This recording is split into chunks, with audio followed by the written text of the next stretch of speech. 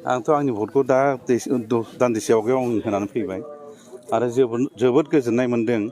आंनि बे भट केन्द्रआव मित्रजोटनि प्रार्थी हिसाबै आंखौ बयबो ट्रेक्टरनि सावगारियाव भट होनानै देरहासार खालामनो थाखाय बयबो ओंखारबोदों बेखौ नुनो मोन्दों आरो बेनिखायनो आं जोबोद दिनै गावनि निजेनि भटखौ होखांनायनि उनाव जोबोद गोसोखौ गोजोननाय मोन्दों। गोबांजों बेसेबाङाव देरहागोन बेखौथ' नोंथांमोनानो मिथिगौ। नोंथांमोना नुनो मोनगासिनो दङ जोंनि मित्रजोटनि बिजाथिखौ देरहाहोनांगौनि थाखाय।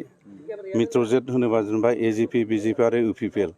एजिपि बिजेपि आरो इउपिपिएलनि दैदेनगिरिफ्रा माबादि खामानि मावदों नोंथांमोना नुबोगासिनो दङ आरो बयबो बिभिन्न पर्यायनि जेरेखम डिस्ट्रिक्ट कमिटिनि दैदेनगिरिफोर, ब्लक कमिटिनि दैदेनगिरिफोर आरो लोगोसे प्राइमारि कमिटि, बुथ कमिटि आरो बिभिन्न अनुस्थान प्रतिष्ठाननि जेनोखि बिगोमाफोर बिथांमोनाबो जोंनि दोलोआव भट होनांगौनि थाखाय रायजोनि खाथियाव थांनानै आसोल बाथ्राफोरखौ रायफोदों बुंदों आरो जथेस्थ' रायजो राजाफ्रा ट्रेक्टरनि सावगारियावनो भट होनानै देरहासार खालामनानै बे 31 नं सिडली बिधानसभा एरियाखौ जौगासार खालामनायनि थाखाय बिथांमोना संकल्पबद्ध जानानै थाबाय।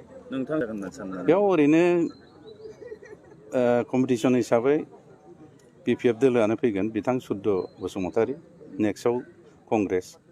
होमब्लाबो बिथांमोना माने जोबोद जों मित्रजोटनि प्रार्थी हिसाबै आं निर्मल कुमार ब्रह्मनो जेरैबायदि रायजोफ्रा भट होगोन बिनि गोबां गाहायाव सिङाव थागोन आरो बिथांमोननि भट मोननाया।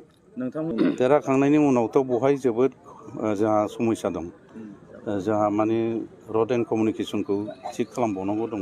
मावबाय थांनाय जोंनि मानगोनां जयन्त बसुमतारी बिथाङा एमएलएमोन हिसाबै बिथाङा जथेस्थ' परिमाननि खामानिखौ मावलांबाय।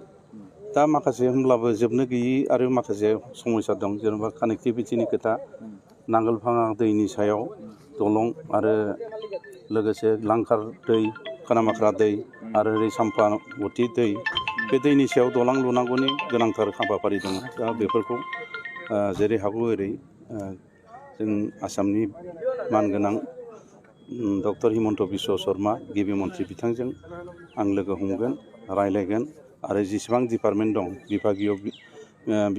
बिभागीय जेनोखि मन्थ्रिफोर दङ बिथांमोनजोंबो सावरायलायनायनि गेजेरजों बे ओनसोलखौ माबोरै लुखांनांगौ, बे दलांखौ बोरै लुनांगौ, लामाखौ बोरै बानायनांगौ, गासिबो दै खुरखानायखौ बोरै होबथानांगौ, डिपार्टमेन्टेल जेनोखि मन्थ्रिफोर दङ बिथांमोनजों सावरायनानै बे समस्याफोरखौ समाधान खालामनायनि थाखाय आं राहा लामा लागोन। बेथ' सियर 100% बेयो सियर। हयथ' आरो मा डाउट एन्ड कनफिउसननि खुनु खोथायानो गैला। दिनै भट जोबनायनि उनाव फैगौ जेनोखि 23 तारिखआव जि रिजाल्ट जागोन बे रिजाल्टनि उननिफ्रायनो बयबो मिथिनो मोनगोन। आरो बुंनो थाङोबा बेवहाय फैबाय थानाय जेनोखि काउन्सिल इलेक्सन जागोन, बे काउन्सिल इलेक्सनाव आरो गुबुन दोलोआ बेबायदि कम्पिटिसन खालामनो हानाय रोखोमनि अबस्थाया थाहैनाय नङा आरो बिथांमोननिफ्राय।